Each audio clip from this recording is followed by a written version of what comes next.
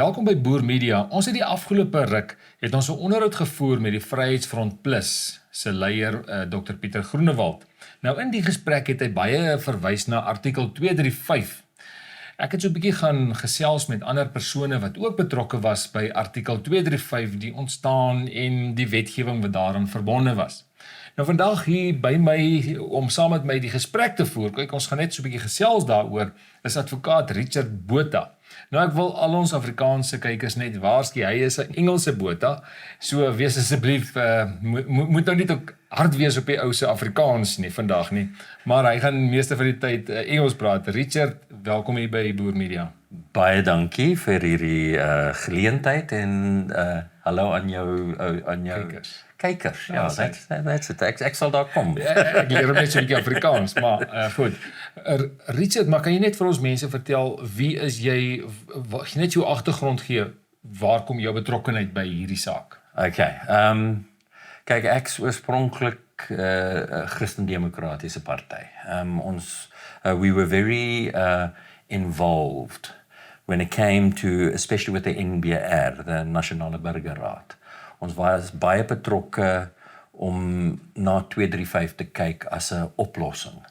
As ek kom by South Africa, we actually did a SWOT analysis of South Africa back then. And the conclusion we came to, looking at the rest of Africa and looking at the policies of the ANC, that whole centralist, socialist policy, that we were heading down a road that was going to be a major problem. And we ended up with representatives on the Nasionale Burgerraad in... Wanneer het dit nou begin? This is about 15 years ago already, where we started looking at these concepts. And terwyl ons by die Nasionale Burgerraad, het ons baie gekyk na verskillende opsies wat daar is vir Suid-Afrika, moving forward. As jy daaraan dink, elke land in Suid-Afrika het geëindig in, in civil war, and they ended up having major problems within all these countries. Ons praat nou eintlik na era na die Tweede Wêreldoorlog, wat hulle van kolonisasie af oorbeweeg het na hulle eie regerings. Yes, but every single country in Africa ended up with multiple different groupings, if you look at it. So we ended up with a situation like Rwanda. Let's use Rwanda as an example. The Tutsis and the Hutus. And we saw what happened there. It ended up in major bloodbath where over 1 million people were killed. Volksmoord. Yeah, and we realized that this is something that has happened in every nation in Africa. And in order to solve the problem, luckily we had Constant Viljoen, that had insisted on Section 235 coming into the Constitution. But okay, voordat ons nou by Section 235 kom, wat het hom vooraf gegaan? Maar jy sê Constant Viljoen, maar hy was eers met die Afrikaner akkoord, het hy die ooreenkoms gekom, en dit het hom, ek wil amper sê, dit het hulle ingebring. Yeah, no, well, if you look at what was happening at that stage, Constant Viljoen represented the more conservative voice of the Afrikaner, because you had the National Party, which had already decided on a direction to go, and you had guys like Constant Viljoen in the Conservative Party and Stichte Nasionale Partij and all those groupings that were not happy with where we were heading, because I think there was a general point of view at the time that to go down that path would be basically the beginning of the demise of South Africa, because we'd seen it happen a lot in Africa. If you think of all those African countries that once the liberation movements had taken over, that was basically the beginning of the downfall of those nations. So, hoe het julle nou gedink, kan julle dit dan nou anderster maak? So het jy nou na ander aspekte gekyk in die NBR? Want ons kant kyk ons nou net na die Afrikaner of die boer se benadering van selfbeskikking, want dit het nou sy grondgebied gehad en nou ewe skielik het hy niks nie, want die liberation movement het nou dit oorgevat. Yeah. Well, you see, what we looked at, we said, what is the best model? Now, if you look at the world, okay, there are various models when it comes to political power. okay, and political structures. Now, if you look at those successful models, I mean, the greatest nation that the world has ever seen is a nation like America, which is based on federalism, where you have the 50 states that have their own legal structures, their own governors, they are entities on their own that are subject to federalism. But they're actually small countries, small little countries. They're small little independent states. You see, with the federal system, the federal is more powerful than the state. So there's a lot of power given to the federal system. We ended up looking... That is something I think, ek dink ons kykers verstaan dalk nie mooi wat is 'n federale stelsel nie. Ja. Hulle weet nie hoe werk nie. Kan jy my net gou weer beskryf? Jy sê hier het ons nou 52 state. Yes. Maar hulle is binne in elke staat is hy sterker as die groot staat. Hoe jy verduidelik jy dit nou? Nee. Jy sien in 'n federale staat is die federale stelsel oorhoofs aan die it's a governing body over the parts. So it has more power than the parts.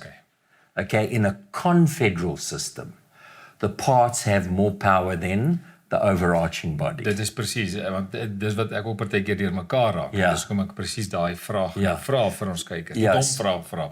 No, there's no such thing as a dumb question. Only a dumb person. Eh? Even that, you sometimes wonder when you look at those that call themselves learned. Look, so we looked at those, well, we first did a SWOT analysis, and our conclusion was there is nothing that shows us that we're going to be any different to the rest of the African countries. Nothing shows us that. So we had to come up with a potential solution to a problem that could eventually end up in civil war. Because that's the ultimate conclusion that tends to happen. I mean, you take guys like Adv Richard that have recognized that as the center devolves and as the center falls apart, that you're going to end up with enclaves. Now, the most natural thing that we have in us is to gravitate towards there where we feel the most comfortable. And what's that going to be? Culture and language. I mean, that is just inevitable. And if you gravitate towards those, and there's lack of resources in the one grouping compared to the other grouping, you're going to end up with conflict. It's a natural occurrence. So how do we make sure that we end up with a country that even although we do start falling apart, and even although we do start gravitating towards our smaller areas and that which we feel comfortable in, which is our language and our culture, how do we stop the conflict? So we looked in the world, and we looked all over the place, and we ended up in Switzerland. Now, Switzerland has been the most... But hold it there, because that is the solution. That is, okay. Must I not get to the solution? Yes, we will get there. Ons gaan nou by die oplossings uitkom. Ons wil net gou eers net die probleemstelling weer verder vat. Ja. Want een van die dinge wat ons gevra het in die Vryheidsfront onderhoud, was, wat het die Vryheidsfront gedoen die afgelope 30 jaar vir die spesifieke saak van die, kom ons praat hierso van die Afrikaner volke, en dan daar's mos nou nie 'n woord volk in Engels nie, so wat gaan julle dit noem, 'n tribe of 'n grouping? Well, it's a tribe or a nation. A cultural group. Well, it's nation, tribe, or... language. Nation is made up of culture and language. Good. You see, tribe and nation are pretty much the same thing. The one's just bigger than the other. You understand? They're pretty much so it's the Afrikaner nation. Okay, so ons praat Afrikaner nation. Nou verstaan julle ten minste hoekom ons dit sê as julle dit nou hoor in die res van die onderhoud. Maar goed, so nou wat het hulle gedoen om dan nou seker om vir ons daai vryheid te gee? Want kom ons kyk gou, as ons terug kan kyk na die ou apartheidsdae. Ja. En ons gaan kyk na wat Hendrik Verwoerd gedoen het met die kom ons sê die tuislande, né, soos ons dit genoem het, die tuislande, die verskillende tuislande wat was Leboa, Bobotatswana, Ciskei, Transkei, Zululand en daai plekke. As ons al almal gaan kyk dan kom ons agter dat as jy terug kan soontoe dan het ons 'n geweldige stryd gehad om die mense binne in hulle kultuurgroepe, kom ons sê hulle self te kon regeer. So dit was Suid-Afrika het die ouens daai reg gegee sodat hulle self kon regeer. No, I think you're misunderstanding it. I also thought that, but then I happened to have a conversation with the ex-premier of the Western Cape, Boermedia, who actually helped me write when it came to this. He indicated that there were referendums held in all these areas. Yeah. And they were given an option. They were given an option, full independence or partial independence. Now, if you look at KwaZulu-Natal, they took partial independence, which means they governed themselves, but they still remained part of South Africa. Is that post-94 or pre? Pre-94. Pre-94. Yeah, no. Okay. This was around Verwoerd's time. Okay. This is when it actually took place. So it wasn't something that was forced on them. You understand? We're seeing a similar thing that is taking place right now with Gaza. If you look at Gaza in 2005, they were given full independence by Israel, because Israel ended up as a protectorate over Gaza after the 1967 Six-Day War. But the rest of the world doesn't want to recognize it. You see, so it becomes this dilemma. We recognize Eritrea when they want to break away from Ethiopia. We recognize North and South Sudan breaking apart. We recognize when Bosnia wants to break away from Herzegovina, but we don't recognize when independence is given to the Gazans. You see, so you end up with this dichotomy in the world where certain groups are allowed autonomy, but others aren't. And that's kind of what happened with us in our past, because we said, well, guys, here's independence. I mean, the concept of tribe was still very strong. Zulus are Zulus. I mean, to give you an example, we had the Ndebele that came to visit us in the commission. I'm also a commissioner on the CRA Rights Commission. And they indicated to us that they wanted their own language. And that's been totally undermined. And you ask yourself the question, why would they undermine these individual languages? Because it's a grouping. They're entitled to that. I mean, we have a constitution that recognizes those sort of things. But it doesn't fit the narrative for a socialist government, because a socialist government wants to get rid of identity. So if you're in a world that is moving towards a more socialist point of view, if you look at the world in general, it's moving towards that more socialist point of view, then they're going to want to get rid of identity. And I'm a firm believer that identity is what protects you against tyranny. Nou is my vraag aan jou is, as ons gaan kyk na die Vryheidsfront, hulle het begin as 'n volksparty, which, you know, with the conservative Afrikaners en boere wat betrokke was by die party, en hulle het oorbeweeg, of hulle het getransformeer na 'n belangeparty. So hulle het oorbeweeg na minderheidsgroepe. Nou is hulle nie meer 'n volksparty nie, maar 'n volkere of 'n volkeparty. So hulle het nou al hierdie, jy weet, hulle tree nou op vir alle minderheidsgroepe. En dit sluit nou in artikel 235 wat dan nou moet geld vir al die minderheidsgroepe. So what's their primary objective? Is their primary objective still self-determination for, now instead of just the Afrikaner, but for self-determination for all the other groupings? All the other groupings as well. But you see that, in a way, I agree with that objective. And I agree with the mechanism being utilized, in a way. True. But you understand? But the question is, hulle praat self-determination, hulle praat selfbeskikking, maar ons sien dit en hoor dit nie op die bemarkingsveldtogte wat hulle het nie. No, but you see, that doesn't make sense. Let me give you an example. If you take Farage. Nigel Farage from Brexit. From England. England wat die Brexit so gestoot het. That's right. If you take it, it took him 27 years. Hy was 'n politieke party.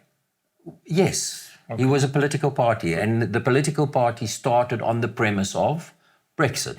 He wanted to exit out of the European Union because he felt that that England was losing its identity and losing its sovereignty by remaining part of the European Union. I mean, they were passing laws that overrode the very that overrode the people's rights within England because they had a more dominant right as the European Union over economics, even over education and all other stuff. They were really getting, involving themselves in, which means you're basically overriding the sovereignty. So he got involved, 27 years before the actual vote happened. But what did he do? He made it his singular purpose. That was the institutional purpose, was to make that happen. And all that the Brexit party spoke about was their objective. Now, you can't... Whenever they get a chance to speak in no matter when he spoke, no matter what he did, the notice was towards that. Maar is dit in die Suid-Afrikaanse parlement nou nie anders te nie? Is dit nie moeiliker in die Suid-Afrikaanse parlement vir die Vryheidsfront Plus om dan net te kan opstaan en elke keer as hulle praat net oor selfbeskikking te kan praat nie? Well, you need to understand politics. Politics is about changing the narrative. And until you change the narrative, you're not going to meet your objective. Now, die ander verskoning wat hulle sê is mense verstaan nie selfbeskikking nie. Well, how are they going to understand it if you aren't pushing it and talking about it and that is your own... Maar een van die dinge wat ons opval is dat van die mense op grondvlak wat met van die lede op provinsiale of takvlak kommunikeer, vra vir hulle, hoor hierso, vertel gou my 'n bietjie meer van artikel 235. Vertel my gou 'n bietjie meer van selfbeskikking dan. Sê hulle ons, Wat? Dan weet die grondvlak ou in die Vryheidsfront Plus nie eers van wat presies is 235 nie. Hy het al ernstig gehoor van hom, maar hy weet nie van dit nie. So my vraag aan jou is, weer eens, jy het nou gesê Brexit, deur Nigel Farage. Hy het al hierdie hy het heeltyd op daai punt gehamer. Ons hoor nie, ekskuus, as ons dit dalk mis, help ons reg, ons wil graag reg gehelp word, help ons reg, maar ons weet nie, ek weet nie van waar die Vryheidsfront heeltyd hardloop en selfbeskikking of self-determination of die afwenteling van gesag so sterk promoveer, oralster in die media waar hulle kom nie. Help my reg. Well, look, I know that... Hoeveel keer het ons dit gesien? I know that when it came to... the NBR. I know that we approached the Freedom Front with a concept document when it came to the law around 235, because 235 is a right that's established. Correct. Okay, it's the right to self-determination. However, you still need an act in order to give expression to that right. Nou, dit is net iets wat jy net van ons kykers moet dalk net verduidelik. So die artikel 235 is in 96, né? 96. Dis in 96 het hy ingekom in die grondwet en is hy daar gesit en hy moet saam met die hele grondwet gelees word. Want artikel 235 is net so lank as it's one paragraph. One paragraph. Ja. So hy's net so groot, maar hy moet saam met die wet saam met die hele grondwet gelees word op hierdie stadium en ook hy kort wetgewing wat hom ondersteun. No, well, you see, a right is a right. But if you don't have legislation to give you the framework on how you express that right. Now, for instance, what is self-determination? Self-determination is a group that wants to rule over themselves. That's what self-determination means at the end of the day. They want the right to decide what happens to them as a group, which means they don't want anybody else to dictate. You understand? So how do I get that right as a group? Well, for instance, what we put within that concept was you have to identify the area. So demographic. Step number area. One, identify the area because geografische ligging, yeah. So identify the area that you want, identify the people within that area, then obviously the most democratic way, if we think of how Scotland tried to get it and how Catalonia, how Quebec, when it came to Canada, those places, you have to have a referendum. That's the democratic process. Now, we know with the referendum, the basic right in terms of international law is a majority. A simple majority is what gets you that right. That's in terms of international law. How much is a majority? How much? 50 plus 1. So 50% plus 1 person. That's it. All right. That's all you need. Now, if you look at our constitution, the government has to, when it passes laws or creates law, has to take international law into consideration. So in die onderhoud sê Dr. Pieter Groenewald dat hy is bang dat die wetgewing wat gemaak moet word, is hy bang dat die ANC maak die wetgewing en dan sit hulle eie voorwaardes in die wetgewing in en dit gaan nie regtig werk nie. Byvoorbeeld, die voorbeeld wat hy genoem het is, kom ons sê die ANC sit in dat 80% stem moet wees op die referendum. So as die ANC sê daar moet 80% stem wees op die referendum in die wetgewing, artikel 235 wetgewing, is dit so dat die wetgewing dan bepaal word deur die ANC? Well, look, all legislation at the end of the day is determined by Parliament. But you see, Parliament can't pass a law that at the end of the day is going to violate your rights in terms of the Constitution. Okay, and if they make the law of such a nature that it makes the right an impossibility to reach, and it's not in line with international standards, then you can fight that law in court.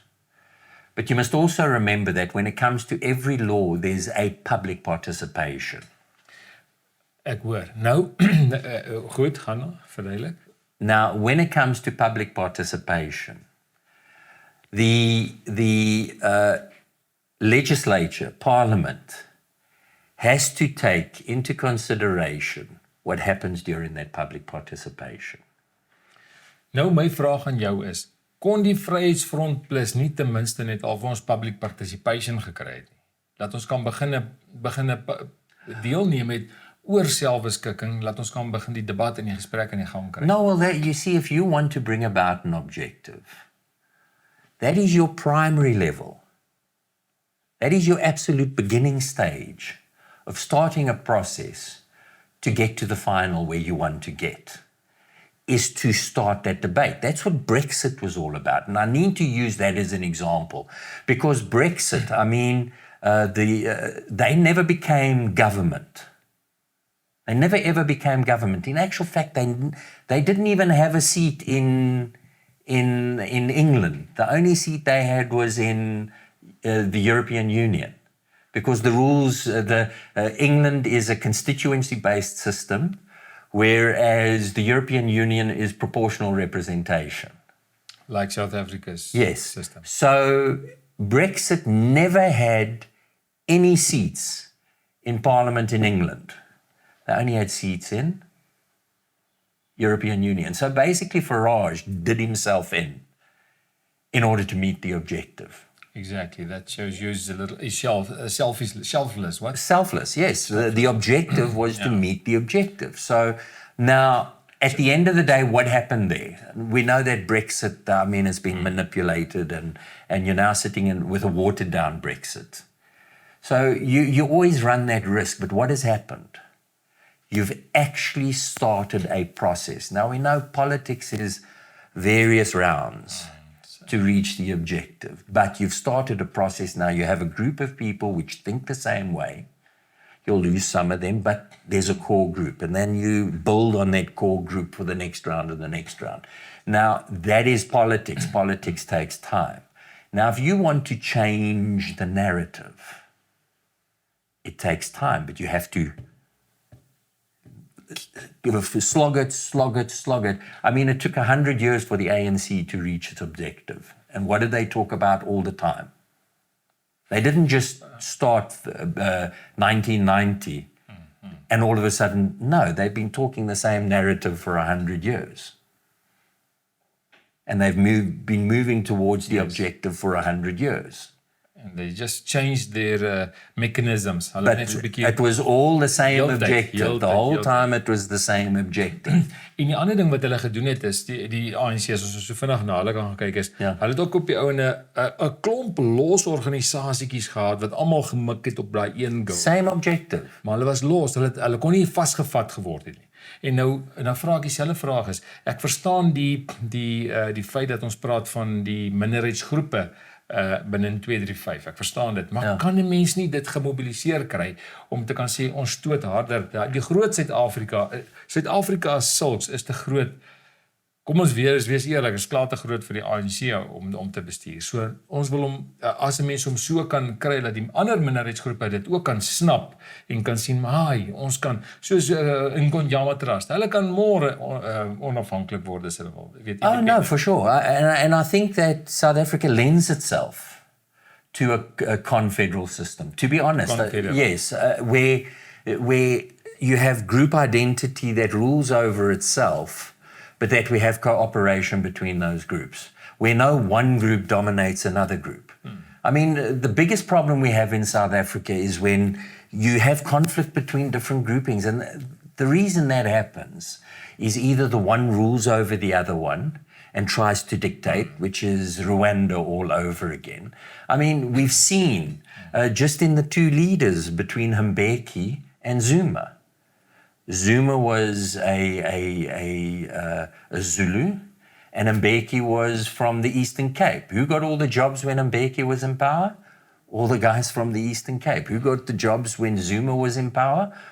All the guys from KwaZulu-Natal. So you've already got that conflict, but it's now just mirrored within a single party. What happens when that party collapses? Is the mechanisms in place to stop the inevitable? Ek hoor wat jy sê. I don't know. That's my analysis of it. I'm sure that if you put 10, strategists within the room, you'll get 10 different opinions.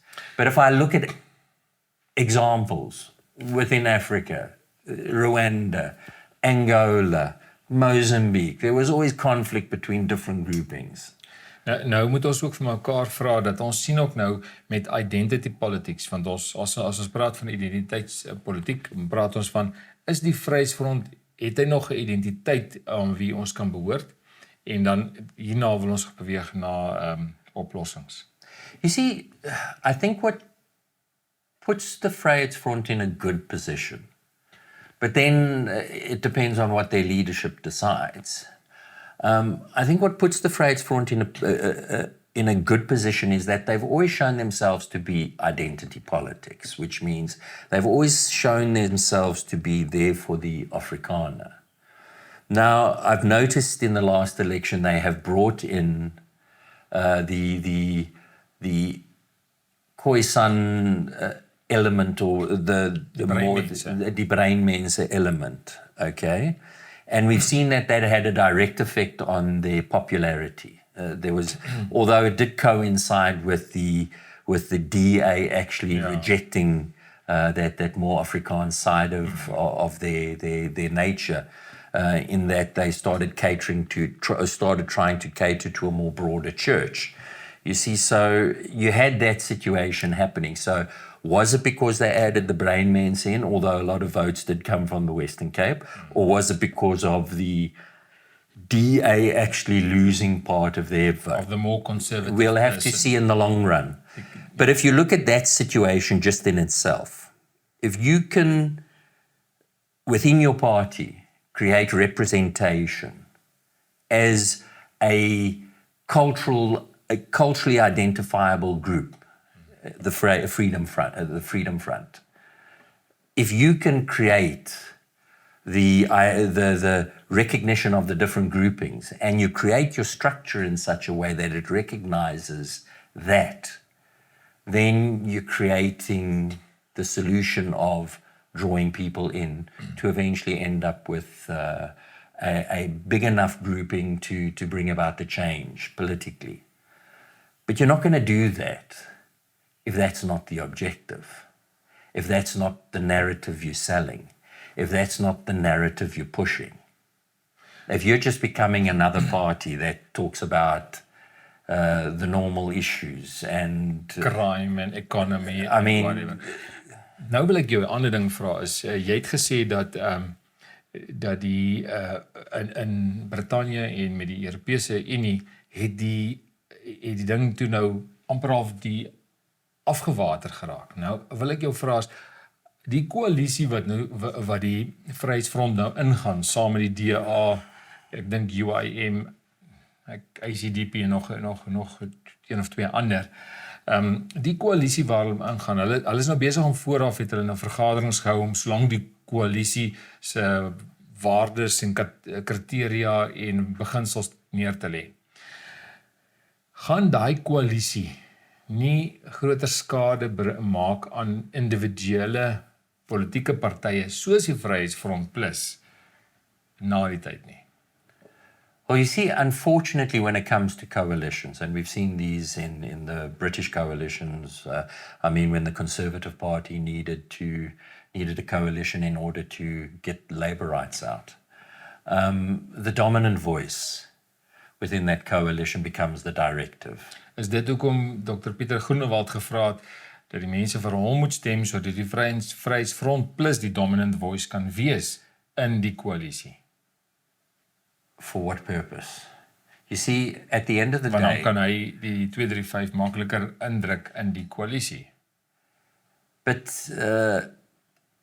in terms of numbers, if you look at them currently, you're looking at the DA at about 22%, and you look at the Freedom Front, I think they're about 2.3%. So het gaan met hard werk om daar te kom. It's going to take a long time to get there. So, and unless you're pushing that as your primary narrative, is the Vryheidsfront actively pushing? Because I know that in terms of the Christian Democratic Party, they actually sent a letter to Parliament to request from Parliament to create a law in terms of Section 2. Wanneer het dit gebeur? It was about 2 years ago. 2 jaar terug? Ja. Goed, maar nou, as julle dit nou doen julle dit saam met die Vryheidsfront Plus, want die Vryheidsfront Plus het gesê, hulle sal help met hierdie. Well, I think in terms of the concept law that was created by NBR, that went to the Vryheidsfront. And nothing's happened around that yet. Okay, maar in die onderhoud sê Dr. Groenewald dat hy wag vir die regte timing. Sy timing is baie belangrik. Well, you see, what is timing? 10 jaar, 20 don't jaar? You need at least a framework on how to achieve self-determination, a framework that you can either fight against as being unconstitutional and not meeting the directives that it's supposed to meet in order to give expression to the right.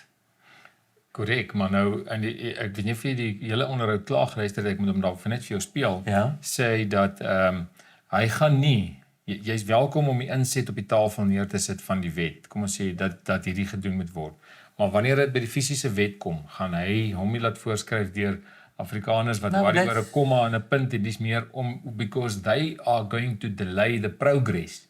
But what progress is he referring to if we haven't Just remember, when it comes to any act that is put before Parliament, it has to go through a public participation process. And Parliament has to listen to what is said during that public participation process and has to give expression to what is said during that public participation process. We've had legislation that the ANC has pushed through Parliament because of its majority. That's been overturned by the court because it hasn't given expression to what was said during public participation. The whole reason for public participation in our constitution is to ensure that the public have a say in what finally ends up there. Just to to go off track a little bit is, met ander woorde, as hierdie Bella Bill wat nou ingesit is, nee, hulle gaan bietjie of public participation, public participation, which means if they don't listen to what was said during public participation, and they don't give expression, you have the right to take it to court and to have that overturned, because then it is politicians acting as authoritarians instead of to the will of the people. That is why we have public participation, and the whole reason was to ensure that politicians don't deviate from the masses. Op 'n stadium in die onderhoud het ons gepraat oor die kernprobleem. Die kernprobleem van die feit dat daar nog nie 'n wet is nie, dat ons nog nie selfbeskikking werklik waar kan realiseer nie. Ja. Behalwe nou in 'n plek soos Orania en Kleinfontein, het dit uitgekom dat die grootste probleem is die volk self, die mense self. Hulle druk en dryf nie die ding werklik waar nie. Dis kompleet die indruk wat 'n mens kry, as ek nou luister na die Vryheidsfront Plus, sê hulle dat because the people don't show their willingness to have self-determination, gaan ons nog nie daar gaan nie. It's as if like a heuning by nes. Die bye gaan soontoe en dan kom die politieke party saam. Dan gaan die bye soontoe, dan kom die politieke party soontoe. Jy hoor wat ek sê. Well, is that what happened with Brexit? Who started the movement? Nee, Brexit het heeltyd die koningin by probeer trek. That's it. maar nie ons politieke partye nie. No, but you see, when it comes to politics, it's the leaders that give direction, is it not? Correct. It's the leaders that convince the people to follow them. The ANC didn't start with a 80% majority. In actual fact, if you think about the 70s and 80s, they had to necklace their own people to get them to follow them. Yeah. No, if you think about it, who were they necklacing? They were necklacing their own. I mean, so let's look at the facts. So is dit die amper al sê ons dalk miskien? No. Obviously, being a good Christian people, we don't follow those routes. O ja, we follow Christian Democratic Party, so excuses, kan dit nie. No, you see, I believe that persuasion is the best weapon that you're ever going to have, okay? And okay, so how would you persuade, or let's say hindsight now, last 30 years, what would be one of the biggest ways you would have persuaded the people towards self-determination? You see, it's simple. It's simple. You got to keep repeating the narrative. You got to keep repeating what you believe. When Farage started, everybody called him an idiot. Okay, let's be honest. Everyone was saying, forget it. This is the best thing that's ever happened to us, blah, blah, blah, blah. It took him 27 years of talking to people coming on board, slowly but surely coming on board, but that's the narrative he pushed. That is what he kept pushing, to the exclusion of everything else. Why do we know that?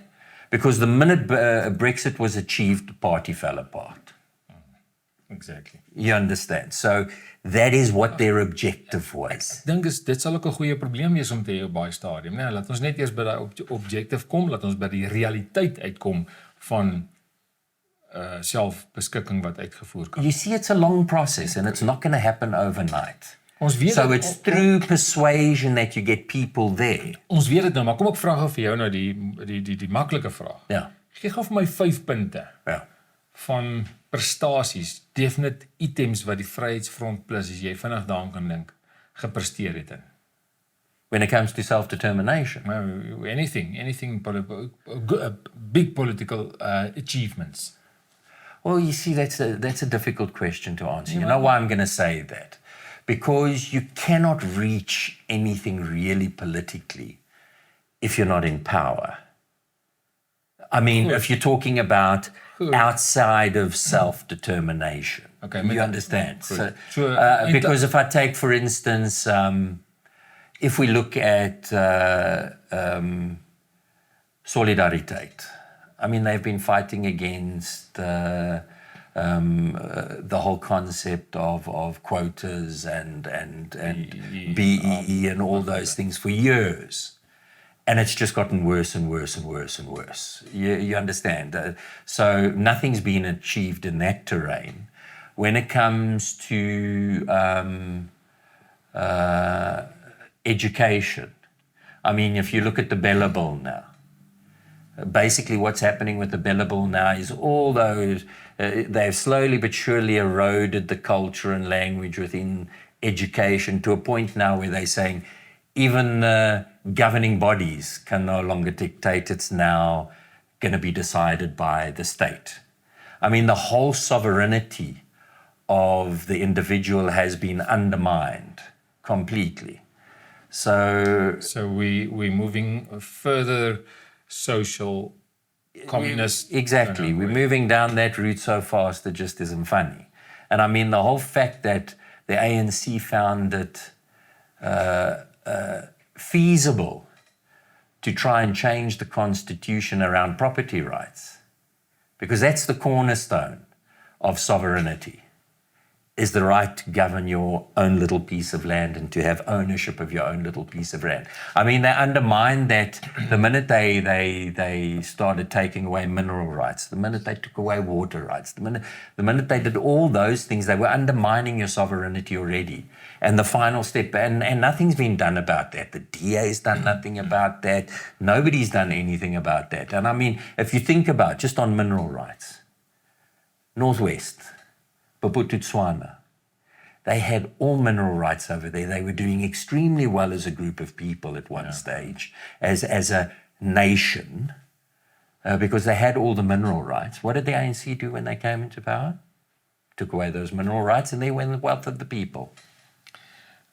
Richard, met ander woorde, as jy nou vir ons sê, ons praat van onteiening sonder vergoeding, ons praat van hoe hulle besig is om die wetgewings rondom eiendomsreg te verander, dan as 'n mens dan na selfbeskikking kyk en ons praat van 'n groep wat hulle self regeer, dan wil ek eintlik vir jou sê is, met my beperkte kennis wat ek het oor hierdie saak, is dit eintlik 'n onbegonne taak, is onmoontlik.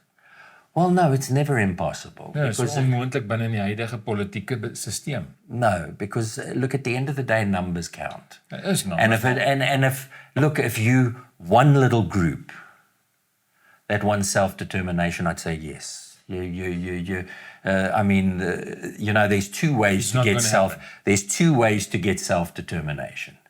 That's at the barrel of a gun.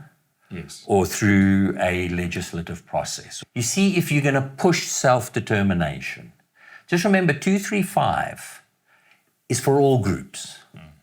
It's not just for the Afrikaner, even although it was Constant Viljoen and the Conservative Party that made sure 235 was on the books. You know, those Afrikaans groupings, Conservative, Herstigte Nasionale Party, Constant Viljoen, they made sure that 185, which means the CRL Commission, and in terms of 235, to make sure that the right to self-determination is there. Yes, it was pushed by them to make sure that happened.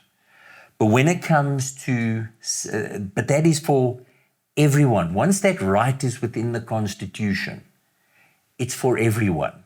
Now, I personally believe that it's the solution for South Africa, because centralism does not work. Because you end up in a situation where a minority decides for the majority. It's not the majority that makes the decisions, it's the minority. Because, and you aren't concept-driven, you become individual-driven. You see, I believe solutions lie in the wisdom of many. Okay, so let's get back to in the beginning. You said you guys did this, assessment on how, what's the best solution. What did you then find? Well, like I said, we came to look at Switzerland, the canton system. Now, the canton system is such an interesting system because it's been around for a very, very long time. And it's gone through various phases where people have tried to undermine it and try to get rid of it. I mean, Napoleon, when he attacked Switzerland, tried to get rid of it. He ended up ruling over Switzerland and tried to centralize them under single control. And they went for a little while. And the minute his influence was gone, they went straight back into the canton system again. So how can we do that or implement or get this to be a reality in South Africa? Simple. As long as the people are willing to want to determine for themselves, want to decide for themselves. You have a referendum, you identify the area. Okay, I hear what you say, but ons het nou al van 94 gekom. Ja. In 94 tot en met, kom ons sê 2004, was dit omtrent nog maklik om te kan sê daai areas is maklik, maar nou intussen het almal so geassimileer en deel geword van mekaar. Dis nou moeilik om daai cultural groepe nou by mekaar te kry. We haven't assimilated to that extent. But if you think about it, the ANC is still moaning about the fact that we haven't assimilated. And the smallest canton is 30,000 people. I think the square kilometer is 15 square kilometers and 30,000 people, which means it's even smaller than Gaza. So, kom ek vra vir jou so, as ek 'n plaas het, kom ons vat gou 'n voorbeeld. Ja. As ek 'n plaas het van 10,000 hektaar, né? 10,000 hektaar. En ek sê vir daai plaas, ek nooi almal wat Afrikaners of boere is, wat hou van Afrikaans, hulle hou van braaivleis, al daai mooi goedjies, ekskuus, al ons kultuur, taal en aspekte. En ek sê vir ouens, kom bly op my plaas en ons begin daar op die ouende geografiese area. Kan ek daai stukkie dan begin ophuis as 'n canton? Well, if you think about Oranje, isn't that what it is? Exactly, maar nou my vraag is, né, hoekom sien ons nie nog Oraniërs in Suid-Afrika? No, well, there are. There's Kleinfontein outside Ja, Pretoria. The goed. only problem is Ja, when okay. Kleinfontein showed their need for self-determination, you had the DA coming to them and calling them racist. You see, this is, you got to understand that, is it racist to want to be with your own? That's the question. We know it's not, but unfortunately, that's the narrative that's that is out there. Exactly. So what do you have to do? You've got to change the narrative. And unless you're talking to change the narrative, then nothing's going to change. Now, as a political party who has an objective, I mean, we recognize it in the CDP, that you have to talk it. You have to make it part of your narrative. You have to start talking around all aspects of self-determination, which is mother tongue education, which is decentralization of economy, which is decentralization of power, which is all those aspects that deal with identity, recognizing that that is important. I mean, let's just take another example. If you take Pretoria, you've got distinct areas where different groupings stay. Like suburbs, for instance. That's it. All right. Now, you've got more than one suburb. I mean, let's take, what did the ANC do the minute they came into power? We used to have Centurion. Yes. And this and that and all these. And what they tried to do was get rid of identity immediately by creating the Tshwane Metropolitan Council. Exactly. So you see, you force more people. I mean, you have distinct black groupings when it comes to the northern part of Tshwane. Oh, okay. Yeah. There's a chief there. There's a chief in Hammanskraal who has his own tribe over there, their own grouping. But no recognition, no proper recognition is given to him. He has no ability to lead his people. Now, a canton system says, there you go. Now, let's work together. Let's make sure all of us are able to achieve what we need to achieve into giving us the ability to look after ourselves, because not everybody wants a Western economy. Let's just be honest. I mean, a Western economy based on free market is a difficult economy. It's not an easy economy, and I mean, a lot of people just want to go and sit on a piece of ground and look after themselves. I mean, I would love to go and sit on a piece of ground and go and look after myself if that's my choice. So you need to be able to cater to those aspects. But you can't when you have a singular economy, a singular government, a singular directive. You can't do that. And we live in Africa. We're different. We are definitely... But it doesn't mean... The complexity. The complexity is that. I mean, like I said, you go into any European country, you're going to get a little China, a little Italy. I mean, they're seeing the same problem in London now, where they're now trying to get rid of it because you've got Pakistan over there. You understand? So, are we going to fight the natural order of things? It seems like most of us are doing it, but van ons wat dit verstaan, sal moet regtig sê, hoe gaan ons mekaar help om daai identiteite tog die reg te gee om te kan doen en te kan lewe binne in hulle kulturele waardes. You see the problem when you get rid of culture, and I think we're seeing that problem in a lot of nations, especially in Western nations, is it's like, have you ever seen a buck that gets separated from its what do you call a group of buck? Herd. What happens to that buck? It becomes depressed. Depressed, and it becomes, yeah, exactly, depressed. Now, why do you think Western nations are suffering from depression? I mean, major depression. The individuals within Western nations are suffering from depression because they've lost the group. They become individuals. Ek het nou nog nooit oor daai gedink. Because we're a bunch of individuals, we're no longer a group. Richard, ek dink ons kan nou maar hierdie ene afsluit. Dit was baie aangenaam om jou te gesels. Is daar enige ander aspekte wat jy weet agtergekom het? Want ek bedoel, ons gedagte is nie om die Vryheidsfront aan te spreek nie. Ons wil nie die Vryheidsfront aanspreek om hulle af te breek nie. No. Ons wil verstaan wat hulle doen, maar my probleem wat ek het met die hele proses is amper half, mense verstaan nie wat die Vryheidsfront Plus doen en besig is nie. So, ons kry nie die feedback van hulle af nie. Al wat ons kry is, hulle maak gate skoon, op slaggate reg, hulle is besig om hier met hierdie minister te beklei, en hulle is besig om hierdie ou te help om daai ding reg te maak, en hierdie munisipaliteit en daai munisipaliteit, maar ons kry nie die hoë vlak dinge wat vir ons sê, Vryheidsfront Plus is besig met aspekte wat bydra tot 'n langtermyn selfdeterminasie. Verstaan jy wat ek sê? You see, I think that when it comes to politics, we know politics is about changing narrative. And unless you're talking about it, and unless you're pushing it, and unless you're trying to, that is your focus, you're not going to change the narrative.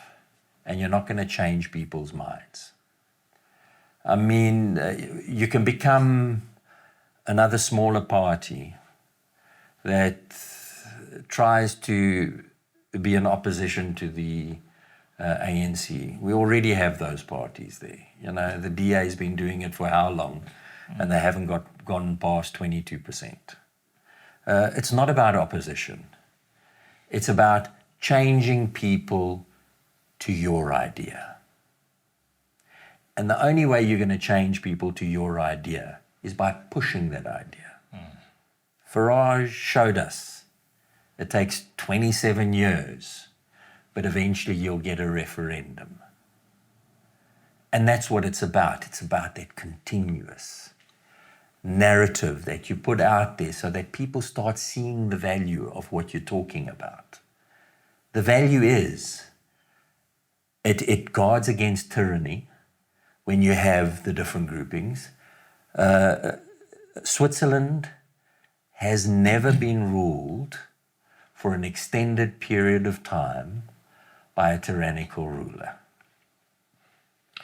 En 'n ander ding wat ek net kan bysê vir ons kykers voor ons klaarmaak, ons weet ook van 'n kommunis wat mense doodgemaak het, wat 27 jaar in die tronk gesit het, en hulle uit van buitekant af die narratief gedryf, En selfs hy is vrygelaat en hy het selfs die president van die land geword. So, dit is moontlik, ons moet net aanhou, ons moet ophou, ons moet nie ophou nie. Richard, ek sê vir jou baie dankie vir die gesprek vandag. Ons gaan definitief weer met jou binnekort gesels en dan gesels ons oor ander aspekte ook. Tot die volgende keer, mooi loop.